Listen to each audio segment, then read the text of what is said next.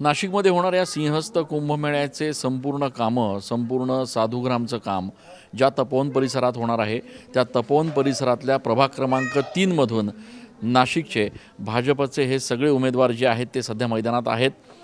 माजी आमदार बाळासाहेब सानप यांचे चिरंजीव मच्छिंद्र सानप हे देखील या संपूर्ण निवडणुकीत उतरलेले आहेत. आगामी काळामध्ये कोट्यवधी लोक ज्या भागात येणार आहेत त्या भागाचं प्रतिनिधित्व आपण करण्याच्यासाठी मैदानात उतरलेला आहात. लोकांपर्यंत जाताना नेमकं काय सांगतात आपण लोकांना, कशा पद्धतीनं त्यांना समजून सांगतात?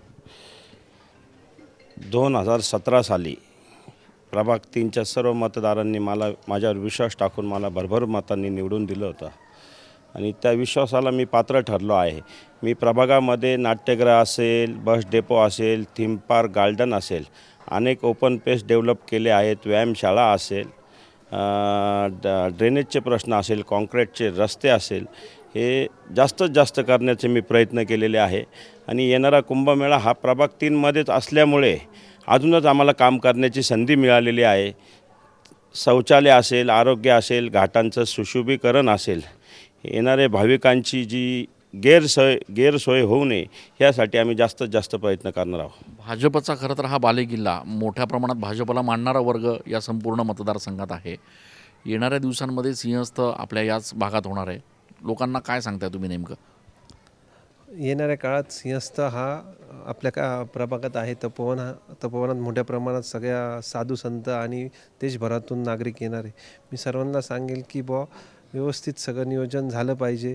त्यासाठी आपल्या महापालिकेत पण भारतीय जनता पक्षाचं सत्ता हवी, कारण की राज्यात पण भारतीय जनता पक्ष आहे, केंद्रात पण. याच्याने कुठलाही निधी मिळायला आपल्याला अडचण येणार नाही आणि सगळ्या सुखसुविधा त्यांच्यासाठी आपल्याला करण्यात यश होईल.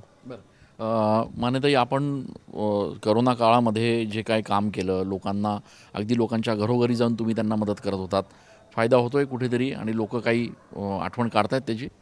आत्ता आम्ही चारही उमेदवार प्रभागामध्ये फिरत असताना लोक आम्हाला सांगताय की तुम्ही ताई कोरोना काळात जी तुम्ही सेवा दिली त्याचं नेमकंच त्याचा आशीर्वाद तुम्हाला मिळणारच आहे. आणि जी कोरोनामध्ये खरंच त्यावेळेस गरज होती त्यावेळेस तुम्ही आम्हाला मदत केली, आम्ही कधी विसरू शकणार नाही.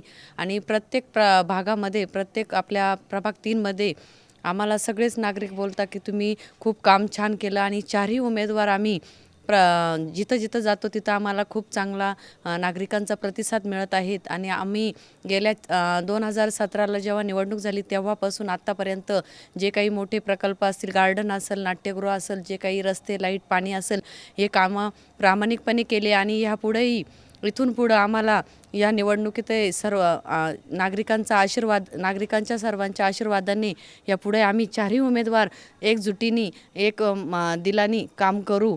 नक्कीच. जुई, आपण खरं तर या पॅनलमध्ये जर बघितलं तर अनुभवी लोक आहेत, नवख्या तुम्ही आहात. कसं सांभाळून घेतलं जातं आहे आणि काय नेमका विश्वास दिला जातो आहे लोकांना ज्यावेळेला तुम्ही लोकांमध्ये फिरतात? नाही, एक खूप उत्तमरित्या आमच्यामध्ये एक तर अंडरस्टँडिंग खूप चांगलं आहे. आणि मी जरी नवखी असले तरी माझ्या कुटुंबामध्ये आणि मला पण स्वतःला हा सामाजिक वारसा लाभलेला आहे. आणि आमचं सगळं पॅनलच एकदम मजबूत आहे. आम्हाला एक विचारांनी आणि आपलं भारतीय जनता पक्षाच्या सर्व जे काही आपले विचार आहेत त्या विचारांनी आम्ही सर्व एकत्रित पुढे जातो आहे आणि विजय आमचा निश्चित असणार आहे, ही मला खात्री आहे. महिलांच्या संदर्भामध्ये अनेक विषय जे आहेत त्याला कुठेतरी प्राधान्य दिलं जात आहे? हो, नक्कीच. म्हणजे महिला सक्षमीकरण असेल, सबलीकरण असेल, बचत गटातनं महिलांना रोजगार निर्मिती असेल, युवतींची सुरक्षा. आता बरेच आपल्या इथे असे पथकं वगैरेंचं आम्ही नियोजन करतो आहे. आणि काही ॲप्सचा आमचा विचार चालला आहे की ज्याच्यामध्ये महिलांची सुरक्षा विशेष करून त्याला प्राधान्य देण्यात येईल, इझिली त्यांना संपर्क करता येईल, त्याचा आम्ही विशेष प्रयत्न करणार आहे. खूप धन्यवाद. आपण बघतोय प्रभाग 3मधून हे सगळे उमेदवार जे आहेत ते भाजपकडून सध्या मैदानात आहेत.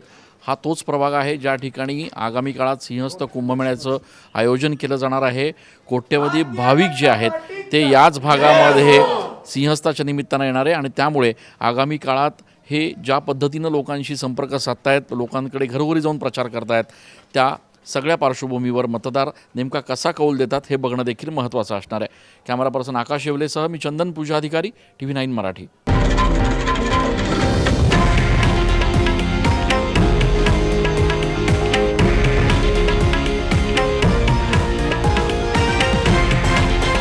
हे आहे देशातील नंबर 1 न्यूज नेटवर्क आणि आपण पाहत आहात TV9 मराठी, एकमेव.